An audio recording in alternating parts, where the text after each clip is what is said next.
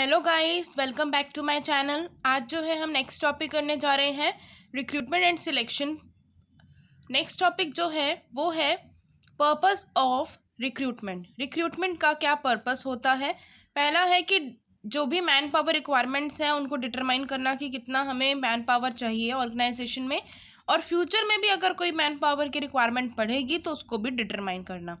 उसके बाद आता है कि बहुत सारे कैंडिडेट्स को इंस्पायर करना, मोर एंड मोर कैंडिडेट्स को इंस्पायर करना कि वो जो है जॉब्स के लिए अप्लाई करें ऑर्गेनाइजेशन में। Create a pool of talented candidates का पूल बनाना और उनमें से कोई बेस्ट वन सिलेक्ट करना। उसके बाद आता है कि effective management and utilisation of various sources of recruitment. अच्छे से दोनों सोर्सेज जो हैं रिक्रूटमेंट के उनको यूटिलाइज करना, उनको इफेक्टिवली मैनेज करना। उसके बाद है कि स्ट्रेंथनिंग द ऑर्गेनाइजेशनल प्रोसेस को स्ट्रेंथन करना, बढ़ाना, अच्छे से उसको मजबूत करना, और साथ ही साथ जो फ्रेश रिक्रूटमेंट हो रही हैं उनकी कॉस्ट को भी मिनिमाइज़ करना, क्योंकि जो एक्सटर्नल रिसोर्सेज होते हैं उसमें कॉस्ट जो है वो ज़्यादा आती है क्योंकि हम बाहर से मंगा रहे हैं, तो उनको भी थोड़ा सा मिनिमाइज़ करना। उसके बाद नेक्स्ट पर्पस होता है creating a data base of potential candidates who can be tapped in the future. उन कैंडिडेट्स का जो डाटा बेस है उसको क्रिएट करना जो कि आगे फ्यूचर में उन कैंडिडेट्स की आगे फ्यूचर में ज़रूरत पड़ेगी। Strengthening ties with other agencies, कि उनकी जो स्ट्रेंथनिंग है उसको किसी अदर एजेंसीज के साथ भी जोड़ना, कि जिससे क्या होगा कि आगे अगर कोई एजेंसीज के पास कोई रिक्रूटमेंट आएगी या जो जॉब्स की एप्लीकेशंस आएंगी तो आप उनसे बात कर रिक्रूट कर सकते हैं। उसके बाद है providing timely feedback regarding the latest and would be trends in the job. अब जॉब में जो जॉब पर्सन्स कर रहे हैं उनमें टाइमली उनको फीडबैक देना कि कौन सी लेटेस्ट टेक्नोलॉजी आई है, क्या ट्रेंड चल रहा है, इस तरह से टाइमली उन लोगों को फीडबैक प्रोवाइड करना। उसके बाद है इंपॉर्टेंस ऑफ रिक्रूटमेंट। अब रिक्रूटमेंट का क्या इंपॉर्टेंस है। Increasing the success rate of the selection process by reducing the number of unqualified and over qualified job applicants. अब जो है सक्सेस रेट को इंक्रीज कर देता है। कैसे इंक्रीज करेगा। जो भी अंडर क्वालिफाइड हैं या फिर बहुत ज़्यादा ओवर क्वालिफाइड हैं, जैसे मान लीजिए कि हमें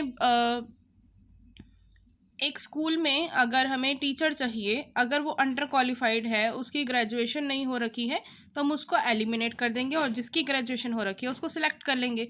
ऐसे ही अगर ओवर क्वालिफाइड है तो उसको हटा देंगे, उसको रिड्यूस कर देंगे।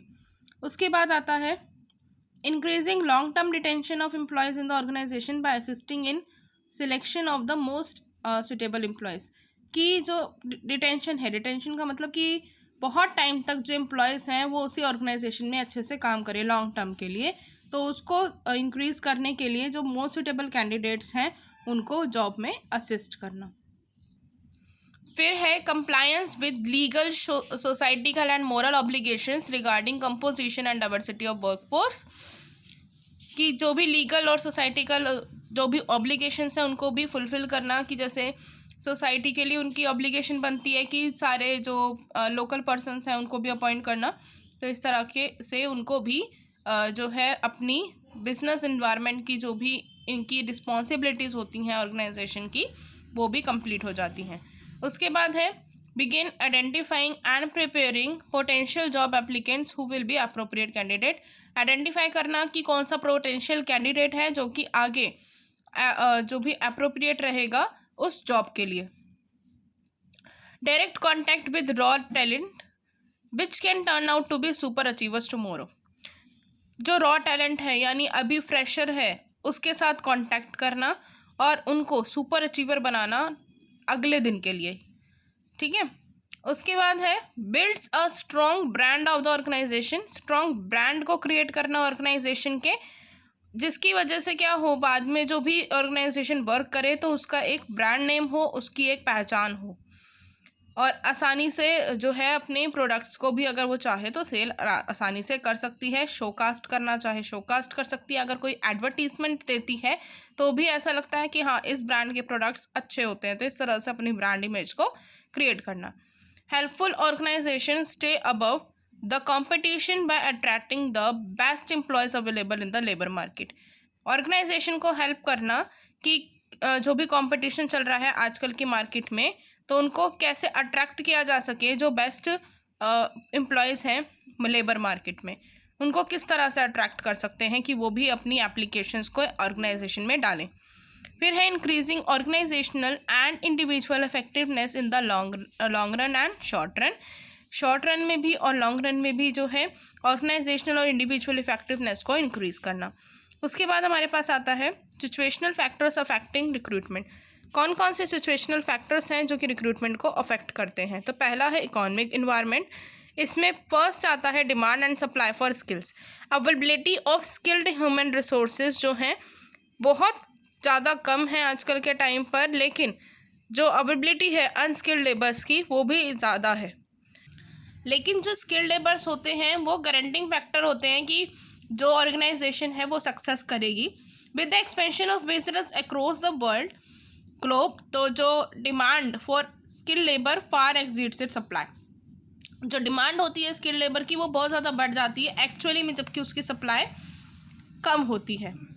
यहाँ पर जो है थर्ड करोड़ कंपटीशन होता है मार्केट में, और यहाँ पर राइट टैलेंट को अट्रैक्ट करने के लिए बहुत सारी रिक्रूटमेंट पॉलिसीज़ जो हैं गवर्नमेंट नहीं, ऑर्गेनाइजेशन जो है बनाती है, जिसकी वजह से वो ये सोचती है कि वो जो भी राइट टैलेंटेड एम्प्लॉयज़ हैं वो उसके ऑर्गेनाइजेशन में अप्लाई करें और अच्छे से काम भी हो जाए उस ऑर्गेनाइजेशन का। Sudden boom in sectors. अगर सडनली बूम हुआ है किसी भी स्पेसिफिक सेक्टर में, तो राइट टैलेंट को फाइंड आउट करना बूमिंग कंडीशंस में इंडस्ट्री के लिए एक तरह से बिग बोटलनेक हो जाता है। और यहाँ पर वो बहुत सारे एफर्ट्स लगाती है कि किस तरह से रिक्वायरमेंट एफर्ट्स को फुलफ़िल किया जा सके कि जो भी अवेलेबल टैलेंट है उनको अफेक्ट किया जाए। ठीक है। उसके बाद है ग्रोथ अपॉर्चुनिटीज़।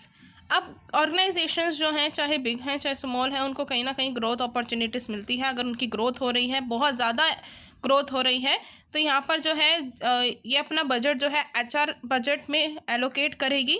और अगर लो ग्रोथ है तो इसको डिफ़िकल्ट होगा कि जो भी बेस्ट टैलेंट है उसको रिक्रूट कर सके, क्योंकि यहाँ पर अगर कंपटीशन दूसरी कंपनी का ज़्यादा अच्छा है, आप दोनों का कंपटीशन चल रहा है, एक कंपनी A है एक कंपनी B है, अगर कंपटीशन चल रहा है और B कंपनी बहुत ज़्यादा उसका लो ग्रोथ है, तो A के पास जो भी उसके खुद के भी एम्प्लॉयज़ होंगे वो भी A पे शिफ्ट हो सकते हैं। तो यहाँ पर ये डिफ़िकल्टी आ सकती है। उसके बाद है social environment, image of the firm. अब जब MNC है उसकी बहुत अच्छी इमेज होती है पूरे वर्ल्ड में, पूरी कंट्रीज़ में, तो यहाँ पे ये ध्यान रहता है हर किसी के माइंड में, ये तो MNC है, तो यहाँ पे जो इनके MNCs में जो रिक्रूटमेंट होती है वो आसानी से हो जाती है क्योंकि इमेज अच्छी बना रखी है। तो इमेज ऑफ द फर्म जो है वो भी अफेक्ट करती है। इन सच केसेस अगर जो डोमेस्टिक कंपनीज होती हैं लेकिन उनमें जो दूसरे पर्सनस हैं उसमें गुड टैलेंट है, लेकिन वो फिर भी यहाँ पर एकदम आने पे जो है रुकेगा, वो सोचेगा मैं किसी MNC में ले लूँ, मेरी इतनी अच्छी क्वालिफिकेशंस वगैरह हैं तो किसी अच्छी कंपनी में जॉब मिल जाए। उसके बाद है level of education. Level of education भी जो है इफ़ेक्ट करता है रिक्रूटमेंट को। अगर किसी पर्सन की एजुकेशन हाईएस्ट लेवल पर है तो वो हाई जॉब चाहेगा कि अच्छे से मुझे जॉब मिले, अच्छी सैलरी मिले। अगर लो है तो वो उनको सैलरी वगैरह भी कम मिलेगी, तो साथ ही साथ वो भी ये सोचेगा कि कैसी भी जॉब मिल जाए लेकिन मिल जाए, अगर वो अनएजुकेटेड है। तो इस तरह से भी क्या होता है कि रिक्रूटमेंट अफेक्ट होती है। फिर है prevailing attitudes in the society. Society में क्या प्रिवेलिंग एटीट्यूड्स चल रहे हैं। सोसाइटी जो है में have different attitudes toward different sectors. अलग अलग एट्रीब्यूट्स हैं अलग अलग सेक्टर के जो कि रिक्रूटमेंट को अफेक्ट करते हैं।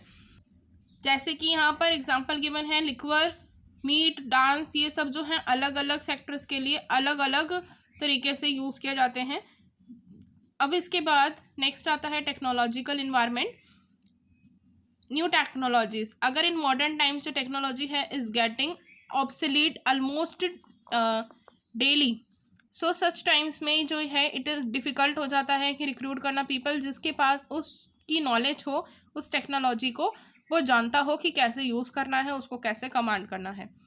और फिर है क्रॉस फंक्शनल स्किल्स। अगर जो क्रॉस फंक्शनल स्किल्स में क्या होता है कि जो भी स्किल्स हैं जैसे इंजीनियर्स वगैरह होते हैं, ठीक है, अब उनके लिए जो स्किल्स हैं उनकी, वो ये सोचते हैं कि वो उस स्किल्स को अगर वो यूज़ कर रहे हैं तो उसको सैलरी वगैरह भी ज़्यादा मिले। अब यहाँ पर ये क्रॉस फंक्शनल स्किल्स की क्या बात है कि जो भी टेक्निकल स्किल्स हैं, rather than people who have other skills, to like soft skills, interpersonal skills to succeed in organisation, कि अगर उनके पास टेक्निकल स्किल्स हैं, जैसे इंजीनियर है उसके पास टेक्निकल स्किल्स हैं, तो साथ के साथ उसके साथ कुछ और स्किल्स भी होनी चाहिए, सॉफ्ट स्किल्स, यानी उसका कम्युनिकेशन स्किल अच्छा होना चाहिए, या फिर वो अलग थोड़ी सी स्किल्स उसके पास होनी चाहिए जिसकी वजह से आगे जो है ऑर्गेनाइजेशन को सक्सेस मिल सकती है। उसके बाद है पॉलिटिकल इन्वायरमेंट। पॉलिटिकल इन्वायरमेंट में swadeshi demands, it is not uncommon to find voices growing louder, कि स्वदेशी डिमांड्स हैं, एमएनसी से प्रोडक्ट ज़्यादा परचेज कर रहे हैं, आजकल डिमांड जो है इन प्रोडक्ट्स की ज़्यादा है। उसके बाद है power of union. Power of union भी जो है वो भी इफेक्ट करते हैं रिक्रूटमेंट के प्रोसेस को। तो यहाँ पर क्या होता है कि जो पावर यूनियन है वो ये कहते हैं कि जो भी रिक्रूटमेंट पॉलिसीज़ हैं वो प्रेजेंट एम्प्लॉयज़ के बेनिफिट के लिए होनी चाहिए।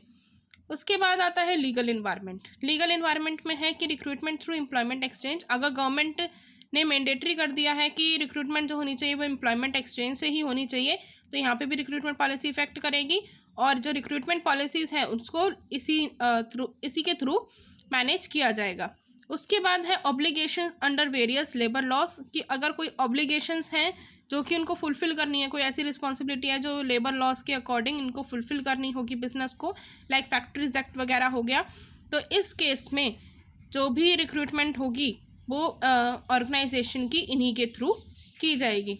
उसके बाद है रिजर्वेशन फॉर स्पेशल ग्रुप्स। अगर कुछ लॉ ने बोला है कि कुछ रिजर्वेशन होना चाहिए, मिनिमम रिजर्वेशन होना चाहिए कुछ स्पेशल ग्रुप्स का, डिफरेंटली एबल्ड पर्सनस हैं या फिर हैंडीकैप्ड पर्सनस हैं, तो इस तरह के अगर कोई पर्सनस हैं, इनका अगर जो एप्लीकेशंस हैं अगर वो आई हैं और इनका रिजर्वेशन अलग से होना चाहिए, ऑर्गेनाइजेशन में इतने % के लोग ऐसे होने चाहिए, अगर ऐसा कुछ लिखा है लॉ में तो उनको इस लॉ को मानना पड़ेगा।